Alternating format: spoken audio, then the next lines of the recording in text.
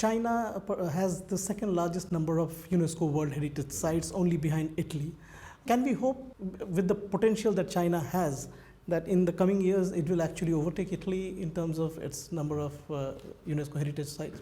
To be honest, it's not about a competition.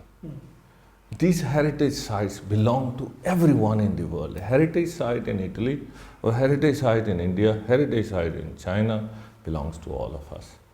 I think more than the number of sites, I strongly believe China's desire to help other countries, to link with other countries, to give room for their culture and tradition, and to give room for their development, I think is more beautiful than just the number of sites. But of course, I'm sure China has so much to offer.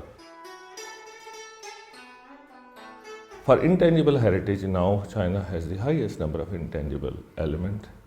And I looked into how many intangible heritage elements are in China. According to one survey, there are more than 50,000. For UNESCO, we can only recognize a few because it's very, very strong competition. So certainly China will have many, many more World Heritage Sites, but I strongly believe it's not about competition, it's about cooperation, and it's about the global civilization, and it's about many flowers which make a spring in a garden. Right. And the Global Civilizational Initiative, or the GCI, which has been proposed by President Xi, it emphasizes on the importance of promoting inclusiveness among civilizations. So how do you view this initiative, and how do you think this can contribute in understanding of among different countries? This Global Civilization Initiative is very much what the United Nations system is about. So if you think of today, we are tackling many of the issues around the world, including climate change, for example, including disasters which are there, issues related to geopolitics and the unrest and peace problems which are there. We need to understand the global civilization in a very careful way. So from a perspective of inclusiveness, this is what sustainable development goals are. And a very important principle is leaving no one behind. So that's inclusiveness. But also very importantly, President Xi Jinping's desire to have more multilateralism and better understanding of civilizations, and supporting like our SDGs with Global Development Initiative, and also the initiatives such as the Security Initiative, and now coming to Global Civilization Initiative.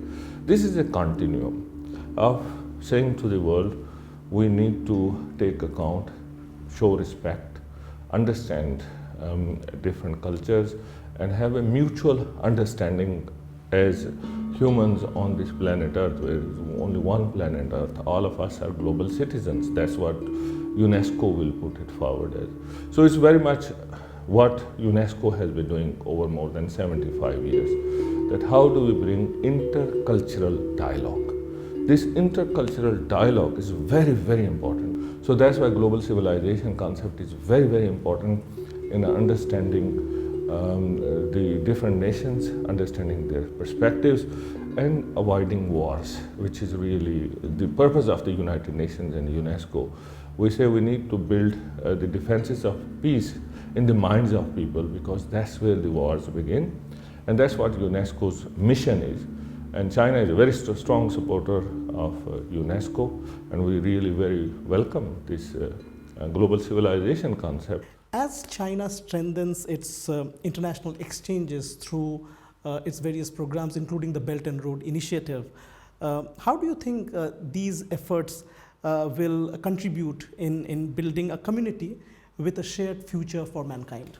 Belt and Road Initiative is a very, very important initiative, bringing nations together to move to the next level of shared prosperity, exchanging ideas, technologies, businesses. As we already mentioned, conservation of World Heritage Sites, also setting up special education centers. Like I was in Guangdong province recently, and I went to Guangzhou with the Chinese Academy of Sciences, and I was with the oceanography. They have set up a special center in Sri Lanka about education between Chinese government and the Sri Lanka. So there are many such examples.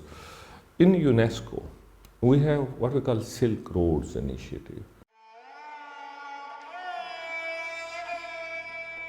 which links with the World Heritage of Silk Road from Chang'an to Changshan.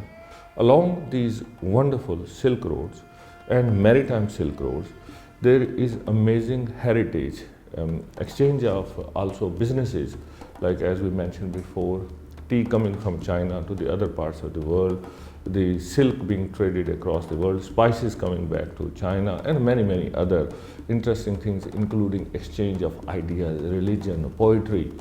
You might know the Xuanzang's journey, 7th century, a Buddhist monk, it was along those roads as well. And if we know the later journeys in the 13th, 14th, 15th century, like Ibn Battuta or Marco Polo or Zhang He. So this is really a continuation. The beauty about China, as I see, is about understanding the world with the Chinese characteristics all the time. So bringing more culture and knowledge and bringing those Chinese characteristics of mutual respect and understanding. So now with Belt and Road Initiative and the shared prosperity, it certainly is the next level of China sharing its desire and its culture as well as its technological know-how to help other nations to go to the next level of development for their people, working more and more stronger connections for the people to understand each other and understand China in a much better way as well. And I'm originally from Pakistan. We have China-Pakistan Economic Corridor, very important corridor. And as Chinese engineers and Chinese workers are working in Pakistan, they develop very strong friendships with the local people. And this is now expanding to Iran, it's going all the way to Europe. So that actually unites, brings cultures together, brings better understanding. So we need to build our businesses, our new e-commerce, we need to build our artificial intelligence and other technologies, but at the same time we need to remain human. And for that we need to have better understanding of cultures along these projects. We need to have better building of human capacities so people can talk at the same level and there can be equal partners.